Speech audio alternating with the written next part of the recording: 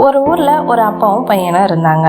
ஒரு நாள் அந்த பையன் ரொம்ப சோகமாக இருந்தான். அவங்க அப்பா, ஏன் என்னாச்சு இவ்வளோ சோகமாக இருக்கேன்னு கேட்குறாரு. பதிலுக்கு அந்த பையனும், எனக்கு நிறையா பிரச்சனை இருக்குப்பா, அதை எப்படி சால்வ் பண்ணுறதுனே தெரியல அப்படின்னு சொல்லி ஃபீல் பண்ணுறான். இதை கேட்ட அவங்க அப்பா, இவ்வளவு தானா, இதான் உன் பிரச்சனைனா ஓகே, நம்ம வீட்டில் வளர்க்கக்கூடிய ஒட்டகங்களை இன்னைக்கு நைட்டு மட்டும் உட்கார வச்சு பார்த்துக்கோ, நான் காலையில் வந்ததும் அதுக்கான பதிலை நானே சொல்கிறேன் அப்படின்னு சொல்லிட்டு கிளம்புறாரு. அந்த பையனும் நைட்டு அந்த ஒட்டகங்களை உட்கார வைக்கிற வேலையை செய்கிறான். பொழுதும் விடிஞ்சது. காலையில் அப்பா அந்த பையனை பார்த்து இந்த அனுபவம் எப்படி இருந்துச்சுன்னு கேட்குறாரு.